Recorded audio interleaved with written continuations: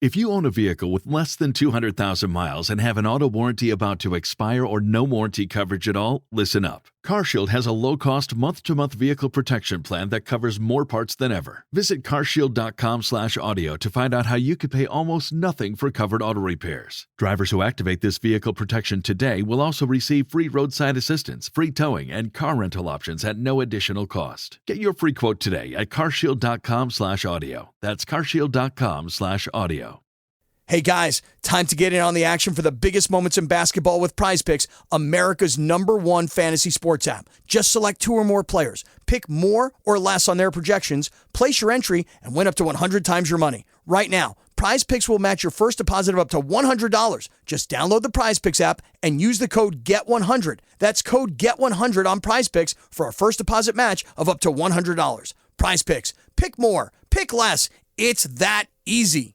Now, Podcast One brings you Spike's Car Radio, a downloadable cars and coffee, hosted by writer, comedian, and automotive enthusiast, Spike Ferriston. Now, here's Spike. All right. Here we are. Welcome to Spike's Car Radio, episode number. Who knows? Unknown. Who knows? Unknown. 6 months in, 7 months in. We're down at Santa Monica Airport. We're with the original crew here. Jerry and Z are here. And Saturday afternoon, we've been driving 4Cams, which we'll get into in a minute. But what makes this episode so special, this is the first episode of Spike's Car Radio that is in a moving car. A 1969 VW Beetle in Savannah Beige, purchased on the Samba. And now we're just driving along. Well, how many miles are on it? 54,000 miles. Car looks new. Yeah, everywhere you look. Redid the steering box and checking it out. It feels. Do you want me to shift the gears for you? No problem at all. This airport, this is Santa Monica Airport, and if you wouldn't know this unless you were down here, there's like a road, a two-way road that goes around the runway, and we've been driving this dumb little road, you longer than me, and I've been driving it for 20 years. When was the first time you drove around this road? Probably 93. This place was introduced to me by David Letterman, who was the first guy I knew that had a space here. And I don't even remember how I think he invited me out to see it. This turn right here, when I drove with Dave here, as he was bringing us all out, he said, this is where you can light it up, Spike, because the tower can't see you. See, now the tower can see us. Right. And now we have to behave. You have to drive 20 miles an hour. You have to make sure you stop at every stop sign. I like that dip. That dip's like the high school place where you could smoke out around back. Now, you just ran the stop sign. What you call it running. These are all terms. Your technicalities. I call it. I was cognizant. And this is the airport that they want to close down. This place, this special place. They're not closing anything down. It's a beautiful, beautiful place. It's the only place in LA that's like this, where you've got, 4 or 5 square miles straight, and you can see how we can see the Hollywood sign up there. Did you hear that plane go by just now? You got the Hollywood sign on one side and the ocean on the other side in Griffith Park. That's right. And it's a high point in Santa Monica. Yeah, yeah. What does that mean? No tsunamis? Okay, the high point means that it's the lay of the land is perfect for an airport. It's the high point. Oh, I see. Highest elevation. Highest elevation, not a high point of our day. And Zuckerman is in the back seat. Boy, I've got it all to myself. The three of us are crammed into this car, but there's a lot of space here. It's not so crammy. No, we could go cross country. No, this is nice. If I got to sit in the front every now and again. This is Mocha Choca Nice. It's like a chocolate milkshake. Yes, it is. Chocolate milk. It's a latte. Right. What feels better when there's something in your car that's not quite right, and you go, that doesn't feel right. And the steering was chattery in this car. It was just chattery. And I thought, it should be tight. It should be solid. There should be no vibration, no lack of directness. And so I replaced the steering box, and now it's beautiful. Oh, you did? Yeah. Who does that work on this car? The people that work on the car.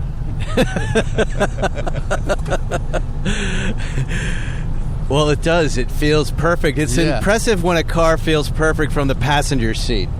You know And what you I'm can- saying? Like, I've just got my feet on the floor. My hands, one is holding a mic, and I can tell this car drives like new. Yeah. Drives like new. Yeah. Now, this car's a little lowered on its suspension settings than stock. You can feel it's a little stiff. Do you think it's the right amount, or Yeah, no, it feels nice. should I put it back to stock? When it's stock, it sits really high off the wheels, which I don't love. No, it's a very nice ride. I wouldn't change anything about it. Okay, great. Zuckerman, do you even like Volkswagens? You were a little late to the Porsche game, and it took Jerry will tell you, it took me a long time to get my head around Volkswagen. And it's only, in fact, the last couple of years that I've really started to understand them. I like how other century they are. Uh-huh. This is it's in a way, so it's clever, it's primitive. It comes from a Germany that was poor, that was beat down, and it was providing a very basic form of well thought and well executed transportation.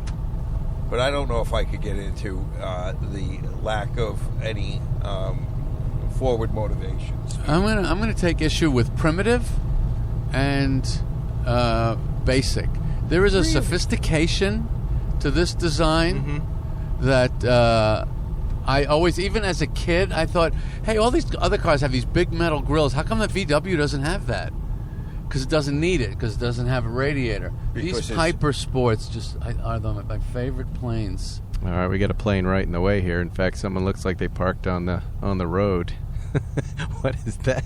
You get to scream at him? And the hood is up, and he seems to be throwing things out of it. He's getting out. How do we go around him? That seems like a strange place to stop. That is a really He's wrong against the place law. to stop. Now we're driving between two planes. Are we God. gonna make We're gonna it? Watch crash. it. We're going to have an aviation accident. What were you doing when you crashed into the plane, Mr. Seinfeld? Podcasting. How can you say this isn't basic? Well, it's not. There's an ingenuity to it, Zuckerman. If you Right, look, that's It's right. great. It's I very drove clever. here in the Volkswagen thing, and I wanted to turn the light on where the glove box was, and the switch was so cool. It was this little piece of metal that I flipped up, and then the light turned on, and I thought, understand it, but when just I say good basic, engineering. good engineering. There's not a lot of superfluous bullshit. So I think There's we're all nothing saying extra. Yeah, the same simplicity, thing. right. Simplicity. When I Yes. say basic, I say it's simple. Would you agree that the Volkswagen logo is a swastika in a carrying case? Well, okay. We want to talk about there are Nazi antecedents to this vehicle. It is a Nazi car. So No. easy to go there. Yes, So it's just a so joke, easy to get Zuckerman. rid of It's that. really not. We're not getting rid of that. If you look at it closely, it kind of does, all right? Just an observation. Now look, see, they've shut this area down Why? here. What are they This doing used to be over there? plane parking, Yeah. and they're going to turn it into something bad, I'm sure. Condos or, another.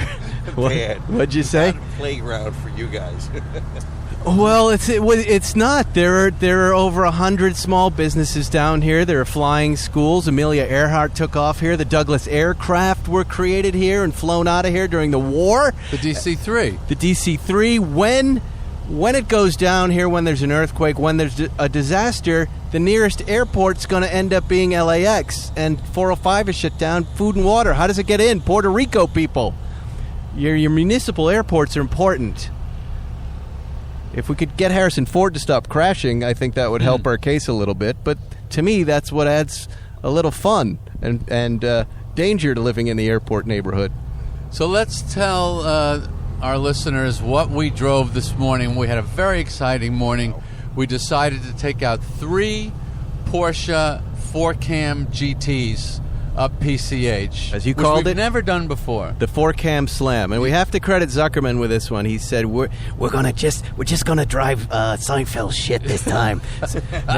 Let's text him and tell him." And we did, and this is how generous Mr. Seinfeld is. He said, "Let's do it." And you really benefit from that, don't you? First the and most, foremost, yeah, right? yeah. Tell everybody why, because this is Because- something you don't really know about the car thing. It's a little secret thing that I really feel like you and I figured out, although I first noticed it on the Colorado Grand, which I think the first time I did that was 98 or 99. And all these cars you see in the magazines, at the shows, on the lawns, on the internet, wherever you look at cars, is nothing compared to what it's like to be next to one of these cars, moving down the road. It doesn't matter if it's 35 or 85. You're watching this car. On the Colorado Grand, you see these old race cars, Maseratis from the 30s, Alfa Romeos from the 50s. I think they only go up to... what's the last year they accept? 61 or 2, something like that. I thought it was 58. But anyways, that's as far as it goes. For example, here's a All little... right, we're stopping at a hangar here. This guy has a bunch of really cool Italian cars. A Dino, He's got a Alfa, Seata. a Seata. He's got a Lancia. He's got a Dino. Wow. Just a bunch of guys in a Volkswagen Bug doing a show. And you would go by that Wow. space and you would say to the guy, "Oh, can I come check out your cars?" And you would go wander in there, and he's got 4 or 5 really cool old Italian cars in there. And you think, "Oh, this is so cool." It's nothing compared to seeing one of these cars in motion on the road. Well, really, it's seeing your car. It's an That's even opportunity better, for yeah. you to see your car moving, and you're not in it. And you get to enjoy it in a completely new way. And you can do this with one of your friends. All you need is a friend and another car. Who you like. Yeah. And someone who's not going to crash it. Yeah. Now, so the cars we drove today, we had an Abarth Carrera out there. Right, 1960 Abarth Carrera. What's the story on that car? How does a Porsche become? Well, let's do all an three, Abarth? just so Okay. they can imagine what we were talking about. The 63. Well, the 60 Abarth Carrera, Porsche in 1960 had some good racing success with their Carrera GTs, but they were steel body cars, and they thought if we could get a lighter body on this car, we could be a little more competitive with the Alfa Romeos and the other cars that were doing well. So they asked Carlo Abarth, to build a body, of which he built 20 until Porsche said the quality is just not good enough for us, and they canceled the rest of the program. So there's 20 of these cars. They're actually quite beautiful. They're very light, and a lot of people think they're the Mona Lisa of the 356 world, if you will accept that kind of... Because of the nose. Is that why? Just the beauty of it. It's got an Italian flair that, Porsches generally don't have. Right. They have an Austrian restraint and a Germanic efficiency, but they don't have an Italian flair. And so that's what makes the Abarth so special. And we had a 63, and We had a 61 356 Carrera GT and a 63 356 Carrera GT. Yeah, so 3 4-cam engines. 3 GT cars, which means lightweight, aluminum doors, front lid, rear lid, louvers, speedster seats, no back seat, no soundproofing. They're race cars, rally cars, and very successful in their day. We met at Santa Monica Airport at 8 in the morning and then blasted out along the PCH. And here's another experience we had. You and I had the same thought. It reminded us of the great GT3 drive, the great Carrera GT drive, where you have multiple cars that are similar and you hear them next to each other. Right. The engines and the gears are, we're mostly in third gear for most of that drive, right? And just silver, all 3 silver cars. And you feel the vibrations of the engine next to you, and it's in sync with yours, and it hums in and out of sync with it. That is... It's very intense. It was extremely intense. I found it to be an incredible adrenaline rush this whole day. And then we drove up through the Santa Monica Mountains, and we stopped at our little dirt patch there that we like, and... but the little loud cars, and 3 of them together, you feel like 3 wasps or something out looking for a yellow flower. Yes. All silver cars, and a nice, cool day today. So there weren't a lot of people on the PCH. There weren't a lot of people on the road. And that little piece of dirt we affectionately call Whiz Point. Because we always take a whiz there. Which was not as relaxing as it usually is, because we had some interlopers, well-meaning cyclists from Chicago stop in their crazy-looking pants wanting to talk to us. Yeah. And we didn't want to talk to anybody. And they had to make the joke about, hey, you want to trade the bikes for the cars? And we knew we were dead. But we did say hi. We were polite. but we were waiting for it to end. I don't think that's 63 though. The 63. That's is the an one. amazing car. That's set up like a race car. That to me really lit up the PCH. It really told me the whole way I'm in something different. I'm in a race car. I'm in a capable race car, which is, interesting because it drives. It has a more solid feel than the 70 911T that I've been sorting. Right. I felt more comfortable and more confident in your car. Right. than that T suspension. And I know you can't compare those, but that's a decade later. Yeah. Right? Almost. Yeah, but this is a more focused car. Yeah. And, our métier, if you will, has always been the streetable race car. Métier, Zuckerman. We should keep this in the vocabulary. Next to Milieu, the métier. Yes, very The good. streetable race car is always the ultimate drive if it's sorted and well adapted to the street. The non-compliant race car that you force into a street use does not work. So there's a little bit of a trick with this stuff, and Porsche does it too. This takes us to the GT3 versus the 911R again. The GT3 is a track-focused car. The 911R is all the same hardware, but tuned for the street. Right. Now, Paul, you've recently had some experience with the 911R. I'm blown away. I have to say, your representations about what that car would be were completely accurate. Just in case you're listening, that means Paul has acquired one. And as you know, we've been arguing, is the GT3 Touring the same as a 911R? And now I've driven both. Yes, and you're one I of the drove few your people car. that has driven both. I have driven both, and I will tell you, they are not the same. That the 911R is... I told you the comparison I would make. The 911R and the new GT3 Touring with the manual gear box is, to me, a comparison of the 73 911 and the 70 911S. So a 73 911S versus a 1970 911S. Very different. They are both outstanding cars, but they are different. The 911R being the 70S. It's calibrated to feel light and airy and fun. And the first time I threw it through the first three gears, I knew I was wrong. I called you and I admitted to you. I said, I was wrong about this. This is a very special car. While the new GT3 with a Touring Pack and manual gearbox is going to look like it, it's calibrated differently. Right. So what would Hitler in the bunker react in that video where he always gets upset of which car he bought and how Porsche keeps confusing him, and it's so... This is what it would be. Hitler sold his 911R to get the new GT3 and then found out that was a mistake. That the new GT3 with a Touring Pack and manual gearbox is not as good. But it is very... you sent me that video that I don't know whose comparison that was. Right. Your guys or something? Yeah. And by the way, he ended up comparing a regular GT3 with a manual gearbox. He didn't have the Touring Pack, but whatever. He said there's not that much difference, and on any given day you might wake up and want to drive one over the other. But at the end of the day, they are different. But there is no clear winner, and I would agree with that statement. Really? You would agree with that? Yeah. I wouldn't, because 98% of your driving is not on track.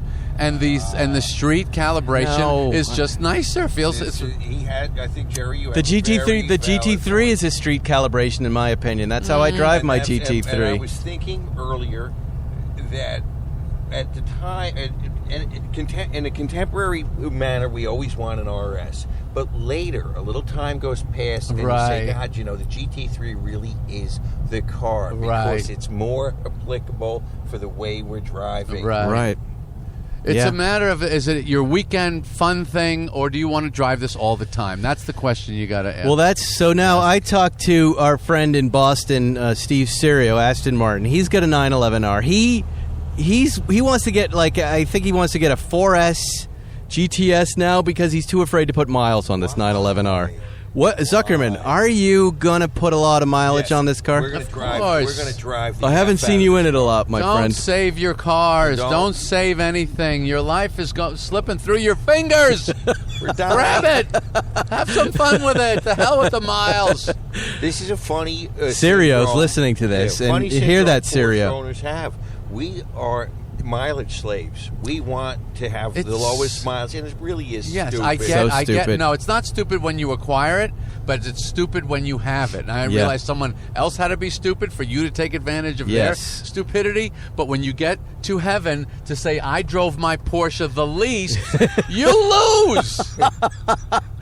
You lose. That is, who are you saving it for? Right. Theory. The next guy. Why should he have the fun? him. Because there's a moment, there's a glimpse when you're sitting around the hospital bed holding your family's hands, and it occurs to you, you didn't drive your cars. Yeah. You go, ah! Yeah. And then you die. You're the right frog there. king. I preserved the value of my car and trashed the value of my life. Nice job. Good. That is so true. Yeah. So, Sirio, drive your car. Drive it. Because I guarantee you... All he's saying to you is just that he bought it at too high of a price. That's the Doesn't matter. right, Doesn't matter. Feeling that, so Right. forget it, Sirio. You're gonna remember- not making your money back. Just drive the car. You're going to remember the car, the drives, not the money in the bank. It doesn't. That doesn't matter. Car And by the people- way, Porsche's rolling stuff out like crazy now, and I killing can't us. imagine that the R is the last great thing they're going to be making. They figured out that we really do not. There's no end to the amount of cars we want and how much money Right. we want to spend. Right. Well, we've heard rumors of more things. They're out there. Slicing that cheese ever thinner. Let's talk rumors. What are we hearing? What's Well, on first, the street? I mean, it's an open rumor. It's in the press that there apparently there's a new Boxster Spider, a 2019 with a GT3 engine in it. Wow. And that seems significant to me. That's got me thinking Boxsters again. Wow. You have a Boxster Spider. I adore the new Boxster Spider, which is now 2 years old. I think it's in some ways the perfect little brother to the 918. In some ways, obviously easier to deal with. It's just a Boxster, but the lightness, the precision, the usability, the fun, sports car-y, putting the top up and down a little bit manually. There's no better car. Well, the Boxster Spider, the greatest secret of the last 3 years in the Porsche community. That's the car you missed, Porsche Wow. Missed guys. You missed it. You initially were so negative on the idea of this. I always start negative. That He hated the 918. so that you miss out. Now, I stopped listening to you. wouldn't you say it's a close relation to the 911R? The Definitely. Boxster Spider? And Yes. so what's it going to be like with that bigger GT3 engine in it? It's going to be hairy, and it's going to be better in every way. But it's going to have a raspier edge. Yeah. See, I like everything you're saying. Well, That yeah. sounds like rock and roll to me. You guys are in for a real treat. We're going to go into one of Jerry's hangars, the hangar we call affectionately the porn hangar. Call it the porn. We'll tell you why when we come back with more Spike's Car Radio. If you're looking to buy a car, you're probably familiar with terms like MSRP. You might even know what it stands for, but what does it actually mean? The same goes for invoice, list price, and dealer price. It's enough to confuse anybody. All you're really looking for is a price that actually means something. Well, introducing True Price from True Car. Now you can know exactly what you'll pay for the car you want, including fees and accessories, before you get into the dealership. True Car dealers will show you the true price on cars like the one you want, all from the comfort of your home. And how do you know if your true price is a great price? Because True Car shows you what other people paid for the same car you want, and your certified dealers know this, so they set their true price competitively so they can win your business. So when you're ready to buy a new or used car, visit True Car to enjoy a more confident car buying experience. Some features not available in all states. I'm not going to tell you which features or which states. You're listening to Spike's Car Radio. All right, we're back. Spike's Car Radio. Zuckerman and Seinfeld have Ritz crackers, and they're arguing about them. I don't know. We're agreeing that reduced fat Ritz crackers are horrible. Oh my God! It's like paste. And we're in reduced life. we're in what was an airplane hangar that used to be. We call the porn hangar, and tell everybody why, Jerry. I think it's obvious. Reportedly, this hangar was used to create adult entertainment, featurettes, Smokers. for the mature individual. And It's true. You and I don't think I knew that when I you did acquired not. it. No, you did not. I remember when you acquired it, and you said, you got to come down and check this out. I just learned that they were shooting adult films down here, and I came over, and we walked through. And if you can imagine an airplane hangar that you could put, what kind of planes, Zuckerman? A couple of biplanes? At least. A little more? The ceiling must be 30-some-odd feet high. Yeah, 2 stories. And it was sectioned off. It was cave-like. It was sectioned off into about 15 little tiny rooms and half of them had their own showers. Yeah. Oh, God. And if Bob Guccione was going to make a haunted house for your kids, this would be it. Hashtag not me. And... Yeah, and all of us were stunned that this has been going on under our noses for 20 years. Yeah. When did this happen? If any of you are listening and you know any films that were shot down here in the porn hangar, let me know. I would love to know. But now it's beautiful. How would they know? I don't know. I don't know how you would know because there's no way to tell. It looks like that altered. You're not watching Altered Carbon on Netflix, but any one of those AI little porny places, that's what it looked like and what it felt like, that main place that he goes to. Now it's filled with gorgeous vehicles, very industrial. You've done a lovely job here. We're sitting, you believe in elevation. You have a little elevated area off to the left. In elevation, yeah. Where we're sitting on a couch and a couple chairs, and we're about to light up some Cuban cigars. It's like people love to sit on a porch. Yeah. And we're looking at cars. Well, didn't we do that on Seinfeld? Didn't we do levels? Wasn't Kramer into levels? Jerry, it's all about levels? Kramer said he was going to change his apartment to a lot of levels. And Barney Martin, who played my father, said, I don't know how you're going to get comfortable like that. And Michael said, I'll get comfortable. I'm going to light up my cigar, and we'll start jibber-jabbering. What a filthy habit. I'm glad you guys are enjoying it. I'm looking at a 964 RSR 3.8. It's just a beautiful car. It is a fantastic car. It is so tough looking. Yeah. And there's something about a Porsche race car in very plain white. Yeah. And flat white, non-metallic. Glossy paint. It's not flat like matte. It's glossy. How about the slicks with the look that gives the car? And the Avon. Now, do you have a tire guy that puts those letters on there so it says Avon on it? Yeah. And their speed lines. What is he called? Tire lettering guy? Yeah. I want him. This is a car that is it street legal, this car? As of January 1 this year, it's now streetable. Because it's 25 years old. It was built in Jerry 93. says that as if the car is actually legal, but I don't believe it's actually registered yet. I don't think you've actually legalized it. It's in theory legal. I swear I saw it in Malibu a few weeks ago. Well, that's my point. It sounds like heaven though when you drive it. It's a little shade of the IROC RSR. Yeah, but actually not that fast. Really? Oddly, yeah, it's not that fast. And why is that? You would think as a 3.8 and light. It's a normally aspirated 3.8. I don't know. Maybe it's got 300 horsepower. Okay. It's not going to frighten you. It's a Golf R. Well, doesn't that sort of defeat the purpose? I guess the sensation is... It's about the sensation, the look, and the vibe of driving a race car on the street, as we were talking about. But this is an example of a car that's so totally a race car, it really is a bit of a struggle to drive on the street. And this plate on the front says 964 RSR 38. What is that, a Japanese plate? I think it comes from Thomas Schmitz. Oh, Thomas just made the plate? Yes. He's a dealer where? He's a good guy. We like him. He's in Germany.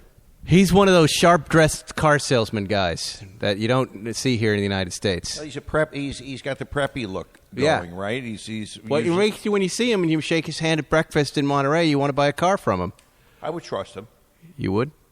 More than, say, some of the other guys. What about Joe McCarry? Would you trust Joe McCarry? Oof. That's just a name I see in DuPont Registry. I don't even know who that is, but...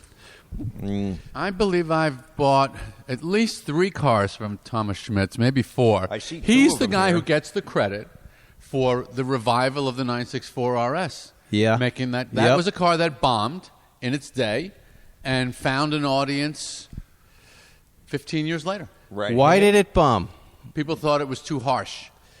Really? And Too it harsh. is a demanding Was car. the 964 in general well accepted? Now, this is before I was really into these cars. No, because it seemed like kind of a half-step modernization of the Right. 911. Right. And it did not do well. The early 90s were some of the worst years in the history of Porsche. Right. I think 92 they sold like 15 cars or something. Right. What did Well, you I think get? there was an economic downturn then, too, which contributed. And you bought...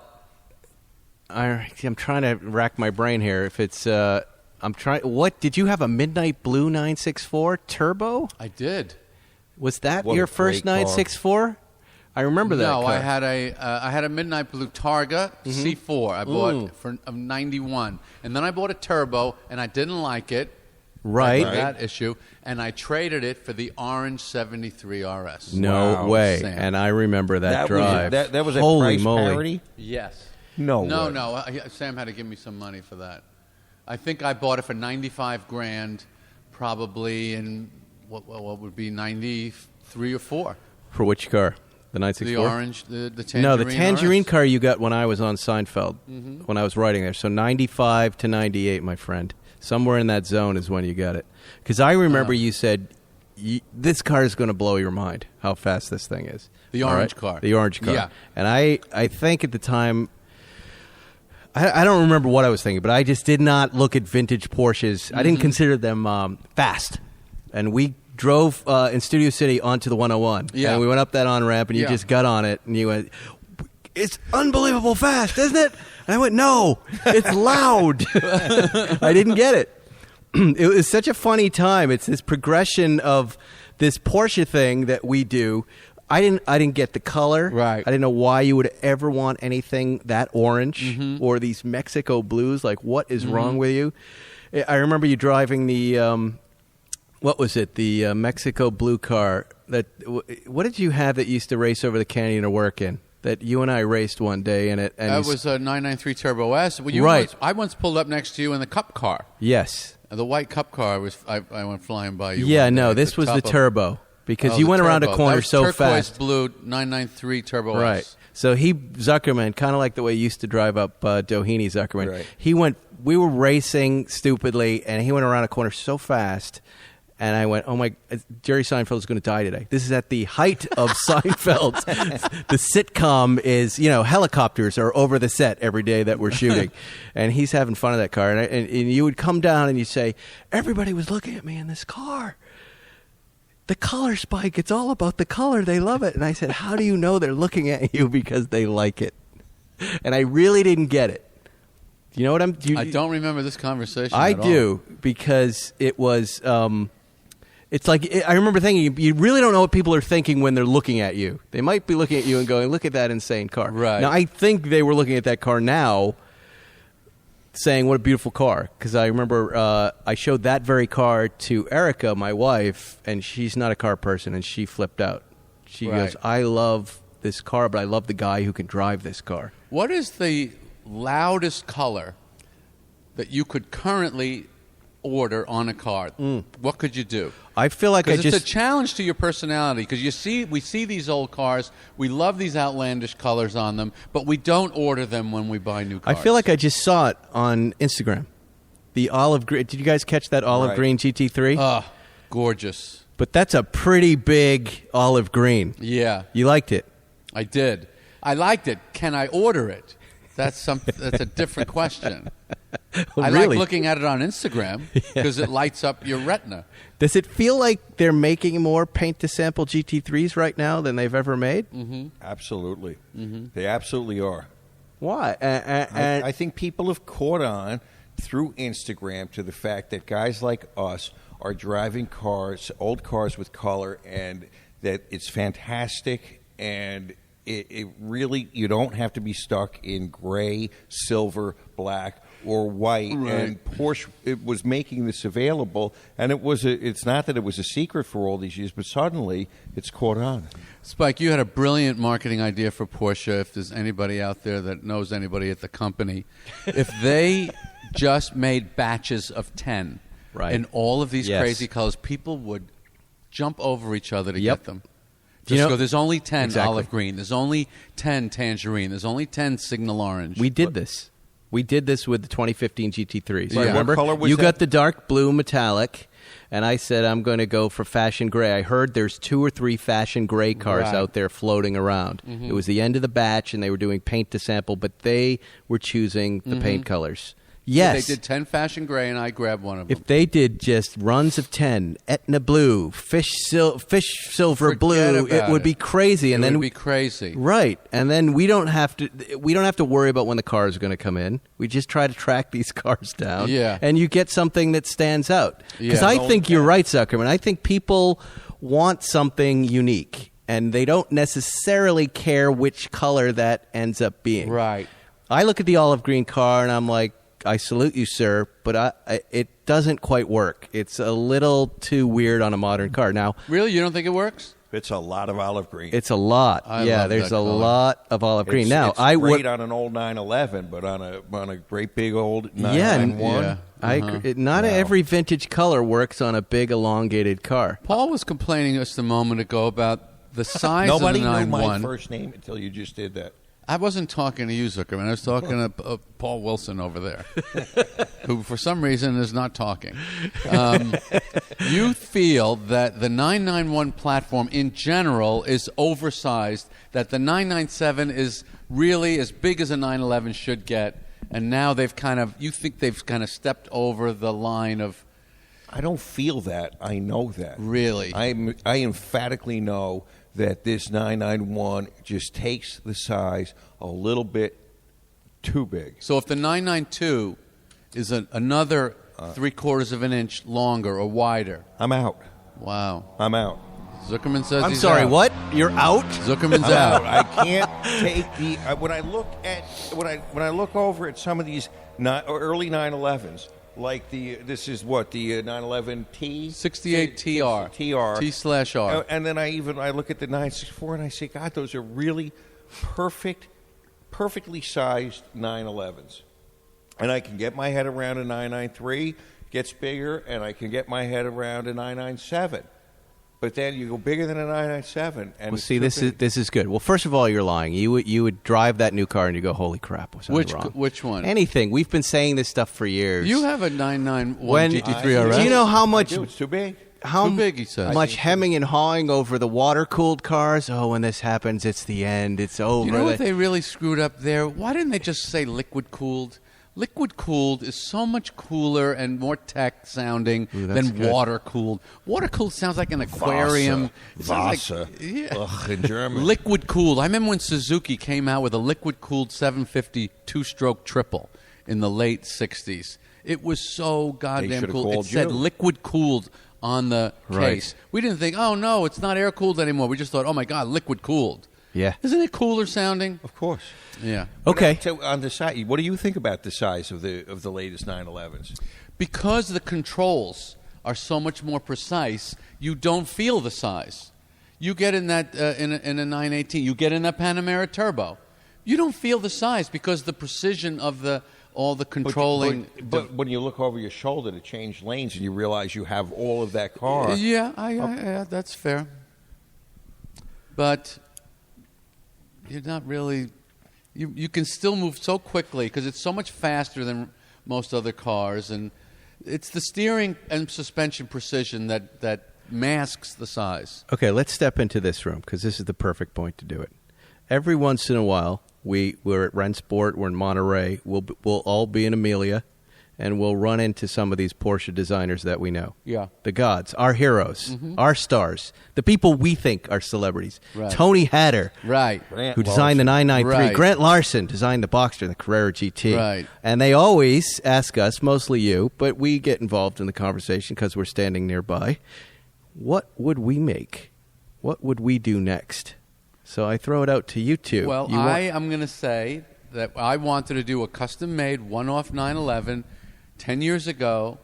Grant and I had discussed this, and he approached the board, and what I wanted to build was a new 911R, which they refused us, but then 4 or 5 years later, the 911R appeared. Okay, hold on. Zuckerman, you're a lawyer. Do they owe him money? Oh, fuck yeah. And I'll take the case. I'll take the case, and we can allege that somewhere we have a wedding album. We will not discuss the wedding album. Let's not discuss that. It's fucked up. Some of the techniques we're going to use to get some money out of this. They stole his idea. We did. I was there for some of that conversation, the initial part of it, which I think was at Rensport Reunion, Jerry. I remember sitting down with those clowns and we were talking to... They just went from heroes to clowns. They are heroes, but here's why... Yeah, no, I was telling him that I was tired of the navigation system and I didn't want 50 pages of paper to tell me how to put in a waypoint to get El Pollo Loco. I just want to say, take me to El Pollo Loco, please. But... Love El Pollo Loco. So you are the father... of the 911R. Reputedly. I don't know if it will hold up in court. Did you submit any drawings? Did you lay out? I know. It was what I said. I said I want a super lightweight, no wing GT3. That's a short conversation, but what specifically did you ask for? You said, first of all, I'd like to bring the R badging back. Yeah. And Grant must have lost his mind. Yeah. He must have. He must have meant yes. Yeah. Do you think he knew at that point that was in the pipeline? Probably. Yeah. Probably. Yeah. Who knows anything? Wow. This is big. That's pretty big news that you are responsible for the 911. I like to think so, but I don't know. I think you're right. I remember him. We had a conversation with him, and I'm trying to. It was at some event. We were there, Rensport Reunion, and we were saying we want something small. It was the Race Car Classic in 2011. Exactly. At there the it is. Quail. There you go. Right. And we want something light. We want it small. We want it like the old stuff. Mm-hmm. And Wolfgang Porsche was there. Yes, he was. He had strudel hanging out of his lederhosens, and boy, is that guy Germany. It's like Meet Mr. Lincoln. Rosy-faced. Do you remember him? Yeah. Just about to enjoy, well, I won't say. I was going to make a Dieselgate joke there, but it really would not be appreciated. Well, what would you make, Ferris? Well, that's what I'm throwing out to you right now. I know Again, what I would make. Here's what they have not made. They think they make it, but they don't make it. They don't make a new speedster. They take the 911, they chop the top off, they put speed humps. Well, blah, see, blah, this blah. is where I was going to take this call. Okay, go Like, ahead. so we've been talking about the Boxster Spider with a GT3 engine. That's getting there. Yeah. We've been talking about, and I can't get into specifics about the watch that we've been talking about, Right. but there are these new Tag Heuer Octavias that won the Octavia Cup, but they're a little chunky still. Right. They're still a little newy. Right. And the Boxster Spider with a GT3 engine, it's going to be fantastic, but it's still a little big. Couldn't you, It's big. The Boxer's not big. How could we get back to something small like the short wheelbase 911s? Heritage edition, like Jaguar did with the E-Types. So this is your idea. That's my idea. I think How do those things pass the crash tests? They don't, but they're allowed to because on the books, now this is what I believe. I believe on the books, they had more chassis or VIN numbers that they had produced some bodies or chassis and they're sitting in a closet somewhere or in a warehouse somewhere and they never finished them. And they get a little legislation to say, okay, you can take those unused VIN numbers and the unused chassis that are sitting around somewhere and you can finish them. Look, Fender does it with guitars. They make these reissue Strats. Tag Heuer has done it with some of their watches in the 90s, the reissue Carreras. You're right. I mean, that would be it. So what's your dream reissue? Any 911. Any early 911. Yeah. We can't make a car that small anymore. We can't. First of all, we don't have these chassis numbers in the closet. How do you know? And you have to crash these things. They have to. They make these regulations more and more difficult every year to meet. But that's why Jaguar did get away with. They've produced these 10 or 11 lightweight E-Types that are going to be legal. Here's how you do under a it. loophole. Because we're building a car right now. There you go. Zuckerman and I, the Zagato, right, in Italy. The House of Zagato is making, kind of like your Abarth, these Zagato Porsches with Porsche's blessing. And it starts with a 356 with a VIN number. And as long as you have that, now you're in the Singer category. You've got something that's already a car, right? Right. So they would have to acquire some old husks let's say, right? With numbers. All it needs is the number. Did you see that? That looked like you and McGregor going by with guitar on the motorcycle. God, it's so great down here. Yeah. You get Huss, you get VIN numbers, and that can be the beginning of something very cool and very new and very special. What would I do? I don't know. If they made some more RSs, if they made for me it would be an RSR, a street RSR from the 70s, 74.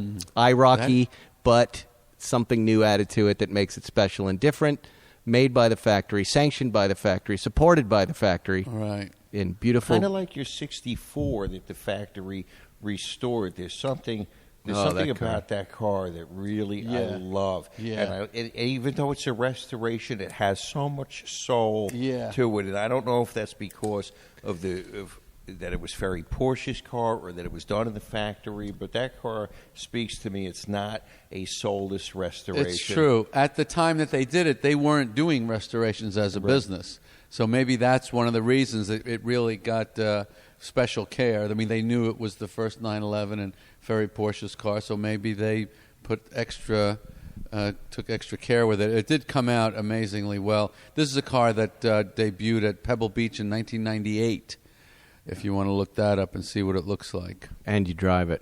Yeah. And you drive it. It's fantastic. I've seen a lot of pictures of it on the streets of New York City. People come by it or walk by it, take a nice shot. Right. Could you imagine if so you could cool. go into a Porsche dealership and get that today? Oh. If you could just say, it wouldn't be cheap. Yeah, right? a new 901 series. Right. We're going to make 10 more 901s. You better make it 100. So one for Spike, one for Z, one for Jerry. No, this is if there were 10, it would be one for Jerry and 9 for other people. Good thing we don't drink while we're doing this show. Well, we're smoking these cigars. And which I'm not enjoying because I'm not focused on the cigar. I like to smoke a cigar and do nothing else. You're so full of complaints. Yeah. We're sitting here in this beautiful place. Kind of my business. Smoking cigars. Let's take a break and we'll be back with more Spike's Car Radio. You guys, let's talk a little more. And then we'll get into this. We've got some photo albums here. If you remember the Rod Emery show, one of these photo albums is sitting right here. We'll be right back. You never really told that story that day you were going to. Just keep talking. I looked for 1 second, but Put the mic up to your mouth and let's start talking about it. This is what the wedding album was. All right, we're back. Zuckerman is looking through an album here. They're not real breaks. They're just breaks so they can cut an ad into it. Not long enough. With a show like this, the way this one's going, people are going to yell at me if I stop it, and I don't want to stop it. I'd rather be yelled at by you for not stopping it. Jerry's eating. This photo album is really great. Imagine. So wait. Tell us what it is, Jerry. What is he holding in his hand? A little one. It's a real. Remember how photo albums were in the '60s? It was like a little book with a string, and there's black and white pictures, and they're glued to pages with a little See's candy foil over each picture. And where was this acquired?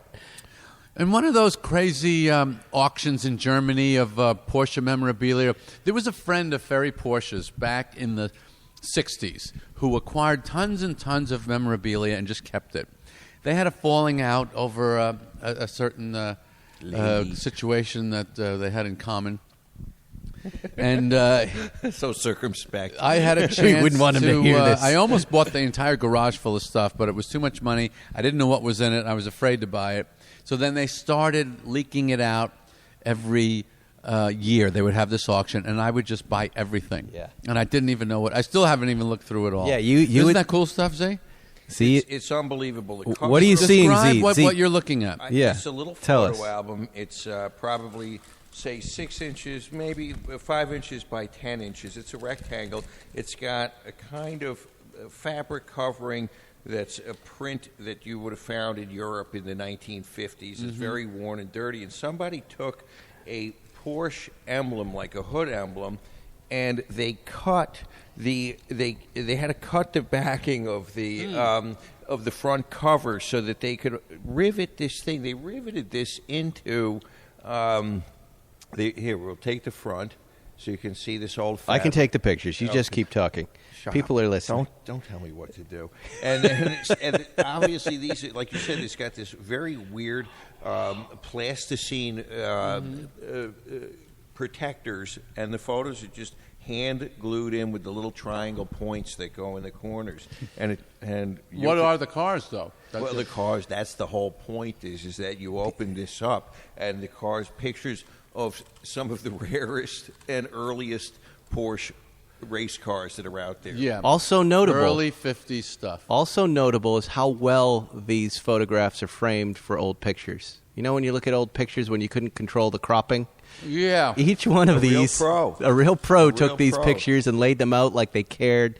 4 pictures on each page. And this is what blew Rod away, because nobody had pictures of, say, the 47 car, which crashed. Right. And then, lo and behold, right here in this album, the Holy Grail. Wow. You've got pictures of the 47 car from the 1951 Le Mans. You can see how it was damaged. And then, again, lo and behold, you've Was got... it 50 or 51? You would know better than me. I thought it was 51. I could be wrong. I think you're right. It is 51. And then all of a sudden you look and there's the 46 car, which Rod is struggling to restore to Le Mans spec. Right. And he doesn't have any pictures of it. And you just happen to, in an unlooked photo album that you've had forever. By the way, sitting in this very spot. This is the Right. spot we were in that day. I said to Spike, hey, look at these pictures I got of these old Gamuns. And Spike said, let's take a picture of it and text it to Rod Emery. It'll really make him laugh. Look at what we got. Yeah, but not tell him who it is. Yeah. We're just going to send him out of the blue. Which we did. That shook his He his was faith. kind of freaked out. Because he happened to be at a moment he was trying to finish the car. Yes. He didn't have any information on what the engine compartment looked like, and here it was in this album. As you're eating sandwiches, the way you're eating Ritz crackers right now. How are those crackers? Low fat. They're terrible, but we ate the whole sleeve. Yeah. You're also drinking a really weird soda-y thing, Jerry. What is that? LaCroix. LaCroix? LaCroix. What is a LaCroix? Is that wine spritzer? This is a flavored sparkling water that's so hot you can't even get these things. I don't personally care for it. I don't even know. I just found it. You can't get LaCroix? No. I could buy LaCroix on my phone in 10 seconds. No, you What can't get happens this when you flavor. live in New York? What's the flavor that you can't get? What, Raspberry Jubilee or something? It's It's Pamplemousse. not a drink show, okay? It's a car show. Yeah. Pamplemousse, He wants otherwise us known as off. grapefruit. Pamplemousse. Pamplemousse. That's what it says. It is Pamplemousse. It's French for grapefruit. That's grapefruit. I know, yeah. That'll be your new nickname. That was Pamplemousse. my nickname for Erica when I first started dating her. Pamplemousse? Pamplemousse, yeah. Weird coincidence. Women Nobody love when cares you about work that. Moose into their nickname. but not the word pimple. Pimple mouse. Pimple Moose. Hey, Pimple Moose, get over here. That's your nickname. Boy, See, we're sitting here. We're in view also of a 918 Spider in dark blue metallic. Z, how does that car hit you? but by the way, Jerry, you again generously offered to let him drive that today, and he doesn't want to go near it. He's It going to was go not near so it. generous. When It's I not decide. such a generous offer. It's a spiteful, mean offer. It's designed to cause pain, inflict pain. But don't you like He's that 100% kind? right. My only goal is to upset him.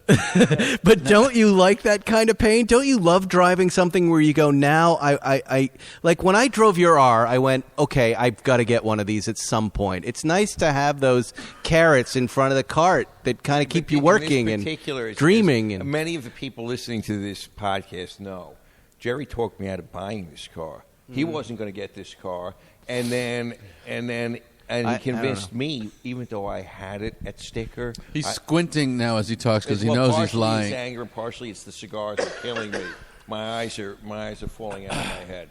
And, what, are you and choking on crackers? Is that what's I that can on? only hope. On LaCroix? Yeah, drink your LaCroix. This is pimple mouse is killing him. Pardon me. You've never driven a 918Z? No, and I refuse to. You know what? I'll tell you the truth. I don't know if he would like that. That's a car you really. You it's got to get clever. it out on the open road. Right. This is very clever, Jerry, to now say I don't know if it's for you. I don't know if it's for you. If Bernie Madoff would even take you, I don't know. I got to talk to him. Right, exactly. Yes, that's the sales pitch that gets to me. Yeah. Look, Right. Here's why you need to drive it now and you need to drive it soon. Because the Porsche is making a lot of stuff like it.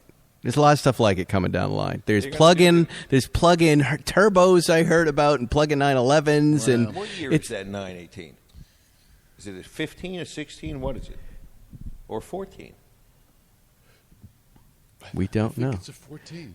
That means 4 years old. That means that before you know it, in 2022 or 3 or 4, the next supercar is going to be out. It's not, Zuckerman, it's not that. It's that technology that makes that car. The technology that they put in that car is coming in other stuff. Our friend Jack Murphy was down here this morning with the plug-in hybrid Panamera was there. Okay, and so he was already talking. I was already listening to him review it like Jerry first reviewed the 918. If you had an opportunity to buy a plug-in Panamera, one of them was just a plug-in, and the other one had flames shooting out of it. Which one would you like? You can't see the flames when you're driving. You can. Okay, the 918 has flames come out. Yeah, of it. flames. Flames. Yeah. And it makes an ungodly, wonderful sound. Right. But my point is that technology is coming in the cars soon, a lot But sooner that than engine 2020. is not. That is a flat plane crank, 4.3 liter V8 That shoots racing flames. That shoots flames, and that's why I bought the car, just to get a normally aspirated flat plane crank V8 race motor. This is not what I was hearing, by the way, contemporaneously when we were discussing this car. Well, look. I never heard Let that. it go, I never Paul. Heard, Let it I all. can't. No, this is. But my Zuckerman- religion is resentment. I'm not letting it go. You said that these are on the market now for 1.1. Well, yeah. I don't That's believe totally it. reasonable. That's where the bidding starts. Now, now look, I'm not saying they go for 1.1. I'm saying I saw a couple that the bidding started around there that maybe somewhere between, depending on the options, and that's not for Weissach How package. has the GT2 RS not killed the market for that car, by the way? It's For which car? faster. It's so different. It's faster. The GT2 RS is Sounds the faster than same. the 918. I know, but that thing looks better. Here, I have a question for you, and only you guys can answer this question. Which is the Carrera GT is a very expensive car to maintain, right? You get big bills for maintenance, like shocks. You were just telling us were 14,000, and what does a new clutch cost? 30 grand. 30 grand, grand. ladies and gentlemen. 30 grand. Is the 918 less expensive to? He's under warranty. It's too new. It's not under warranty anymore. It's only 2 years. But my sense of that car is it's not going in as much as the Carrera GTs go in. They never know until it gets old. Right. Well, here what's we gonna are. fall apart. We're Nobody almost knew. 4 years out now. You know, they design these cars to be driven, and people don't drive them. This is what happens to these Carrera GTs. They're That's not true. exercised enough. Right. True. 100%. So they never know what's going to happen. When you build a car to be driven and people don't drive it, weird things go wrong. Okay. You have 2,000 miles on that car in 4 years? Yeah. Wow. And I took it over the break in miles. Remember Yes, that? that's We were on right. the 10. That was great. It ticked right down, and then I got to open it up past Jerry's one of 5,000 the few RPMs. people that adheres to the break-in regimen. He I definitely do. does. He does. Yeah. I admire him for that. I Yeah. can't do it myself. I don't do it either. Right. Nope. I was told by Bert Olander from Circle Porsche, because you were so rigid in your break-in period. Yeah. He said you can goose it up whenever you want. Just don't sustain.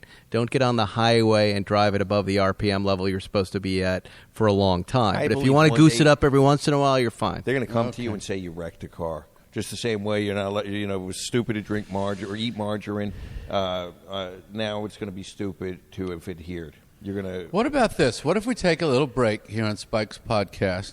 We put Zuckerman in the 918, have him drive a couple laps around the airport, and come back and give us his driving I think that's an impressions. excellent How about idea. that, Spike's podcast fans? How would you like to hear that? You can Why hear am I them the cheering punching right bag? now. Why am I the punching bag? And Why we are am I- definitely We're just looking for to going to entertain do that. our This is- listeners. I'm the pigeon in this show. Yeah. Look, and remember, when we were out there doing the lap, Zuckerman, what Letterman said. When you're down in that corner, the tower cannot see you. So feel free to gun it Shoot over those 20 miles an flames. hour. Shoot those flames, my Okay, friend. we'll be back in a few minutes with Paul Zuckerman's impressions of the 918 Spider after this. And if I don't have a sponsor to fill this spot, we'll do one for your law firm. How's that? Okay. All right, there you All right, go. so- We'll be right back. We'll be right back. Okay, this is a 30-second commercial, and I'm going to throw a lot of numbers at you, but please stay with me. In just 15 minutes, you could save 15% or more on car insurance. This company has been offering great rates and great service for over 75 years, and anytime you need help, you can speak to one of their trained specialists 24/7. The company is Geico. Go to geico.com today. Sorry for all the numbers, and in 5, 4, 3, 2, 1... I'm out of time. Hi, this is Lillian Garcia, host of Chasing Glory here on Podcast One. Every week I'm talking to the biggest athletes and entertainers about their journey to success. Did you hear this week's episode? Stephanie McMahon is on Chasing Glory. Thanks for having me, Lillian. That was quite an introduction. The highs. Let me just say that announcing the first ever Women's Royal Rumble was one of my most memorable moments. And the lows. I've almost been fired numerous times. It hasn't always been pretty. This week, I keep it real, raw, and inspiring with WWE's Stephanie McMahon. Everything you want to know and didn't know. What do you feel like having 3 daughters for Triple H has meant to him? Make sure to subscribe and download new episodes every Monday of Chasing Glory with me, Lillian Garcia. You can get it exclusively on Apple Podcasts, PodcastOne.com, or on the all-new Podcast One app. You're listening to Spike's Car Radio. All right, here we are. We're back. Zuckerman is pulling up in the 918 right now in all-electric mode. And he's pulling into the hangar. Wow, what a sound. What a beautiful color. He's got the music on for some reason. He probably couldn't figure out how to get the music off. No, I told him.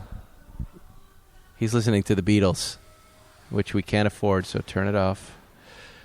Wow. Okay, this is going to be good, Jerry. You've been waiting I for... mean, he did, probably 25 miles an hour. But, we're so fluent at this point in car. We speak and breathe and live car. You've been waiting for this moment for a long time. Long time, yeah. Long time. I think even at a low speed, you get a sense of the personality of a car that you can speak on it. And I fully expect Mr. Zuckerman... Okay, he's got his tongue in his cheek. Face. Fans, if you could see this face... this is one unhappy guy. No. Come in, pick up the microphone and start talking. Okay, here it is. Paul Wish Zuckerman. I'd never done that. Because I'm going to be obsessed. How are you? That's good. How are you not driving that car nonstop? Look around, son. I understand, but for any other person, that car is so far beyond any of their wildest dreams. Yes, it is such a. It's sculpture. Yes. It's incredibly well executed. The interior is unbelievable. The interior is so beautiful. The finishes, the tactile feel, and then the drivetrain. Yeah, the drivetrain is something I've never experienced before. Mm-hmm. So what did you do? Did you take it up? Did you so hear the engine? Yes. So when I went the first time through the little secret spot where you can go fast, right? Okay, I had it in sport mode, and obviously the amount of power that it can produce and put to the ground is incredible. The handling is beyond, and the ease with which you could get it to go fast and handle is so nice, but so responsive. Right. So if you were to say that the prior version of this is the Carrera GT, well, you better be a really good driver to be able to handle that car when you're putting power down. Here, you could put the power down, and it's going to take care of you. Right. But if you can drive, it's going to really give you some rewards. I can see that from that short stretch. And when I turned it around and came back, I had it on stealth mode, on full electric, which is very disconcerting for someone like me who's a pure petrol head. Mm-hmm. But if you step on it, it goes, I think, automatically into hybrid. Right. And, I love it. I love it. So I wish I'd never been in the car, and I'm appreciative that you allowed me to do that, and I will go back to being very angry with you shortly. I like to, when we took a drive in the my 61 718 RS61 Spider, the second of the last aluminum Spider built. Wow. Which I said, whether you buy one of these or ever have this experience, it's something to have in your library. So you just have all these reference points to refine your taste and your acumen. Here's the difference. I wasn't in the dealership in 1961. It was never something that I had in my grasp. I've never had that in my grasp, but I can accept it's pretty well out of my grasp right now. That RS 718, the 61. Yeah. So RS 61. Now, this, on the other hand, this 918 was within my grasp. Yeah. And for reasons we've discussed ad infinitum, Right. I didn't take it. Right. So it's I'm I could go through your group of cars with an editor's scalpel and carve out the necessary revenue so quickly. I could do it in 15 minutes. I go, get rid of this, and this. There wouldn't be and a lot. We're going to get a lot left. We're going to get into a 918. You're right. Which and I do predict the numbers on these are going to start to go down. I mean, nobody could believe that the GT2 beat this car by 10 seconds. 10 seconds is a long time on a racetrack. Okay, but that's okay. But what's going to be more drivable? Truly, the GT2. You think so? No question. No way. Because you got this is a mid-engine hypercar. A GT2 is it's a 930 turbo built in 2018. I don't think that. I think I don't know about that. GT2s will have less miles on them than the 918s. I agree. That's my suspicion. Okay. I've got some listings for 918s right here. Excellent. Wow. Champion's got one. Weissach package in Martini livery. They're asking for what, $2 million? What color? 2.2. That's These are 2015s, by the way, which I'm guessing, Jerry, yours is 2015. Yes. Porsche of North Houston has one for 1.5, silver, okay, we're getting and there. black. Oh, yeah, just pocket change, come money, a bag of sweets. Get a Netflix deal, Zuckerman, and you can have one too. A bag of boiled sweets. Yes. What does that mean, a bag of boiled sweets? That's a British granny candy, boiled sweets. All right. Boiled sweets. I'm on DuPont Registry.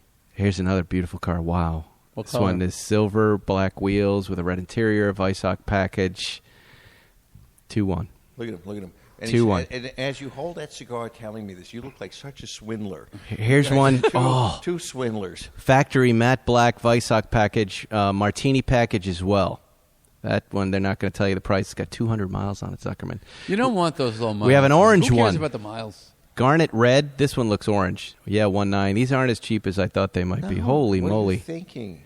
2-1, 2-1. Drowned in a flood somewhere. Right. No, if you find it without the Weissach package, that's the one. Mm-hmm. That's the one. No, and Jerry has the Weissach package. You don't need it. It's easy for you to say when you have it. Of course. Yeah. yeah, why do you? You, a guy like you don't need it. You're lucky to have anything. Yes. Unbelievable. Yeah. Oh, well, I'm glad I had the experience. And So you really think, honestly now, that you would get a lot of use out of having something like that? Yeah. What would you do with it? You drive that to work? why not? I'm just asking. Why not? Yeah, Zuckerman would drive it. He drives his cars to work. Right. He crashes in them all the time. Right. Of course he's going to drive it. I think these things, Zuckerman, are little gifts, right? They're little gifts. Men of your age, men of your position. Mm-hmm. And you can get a little indifferent towards life. You can get a little blasé about things. And when you see something that you don't have that you want, doesn't it make you want to work harder and get that? Doesn't it? You can't work any harder. I know, but do you know what I'm saying? Doesn't it make you? Yes, you go home and dream. Isn't it fun to have something to dream, to aspire to? Shoulder. I need the hunger. Yes. Yes. This is good for me. Yes. And isn't it nice to have something that someday? Hashtag, what's the hashtag we see? Life. Me too? No, you keep saying that.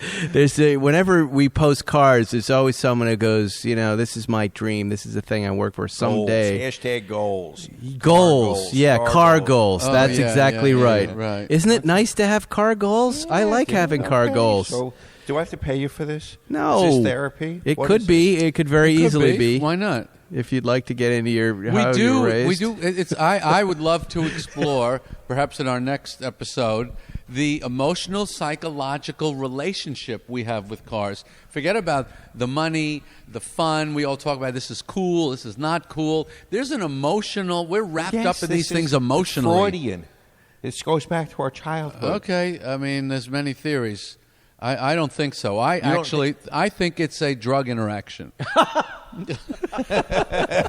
That's what I think. The car being the drug, or we're on drugs buying cars? The car is, if you're built a certain way genetically, a car causes a drug interaction that is real, visceral. They could take your blood. When we were doing those 4 cams today, they could take your blood afterwards and say, you are out of your mind right now. Of course.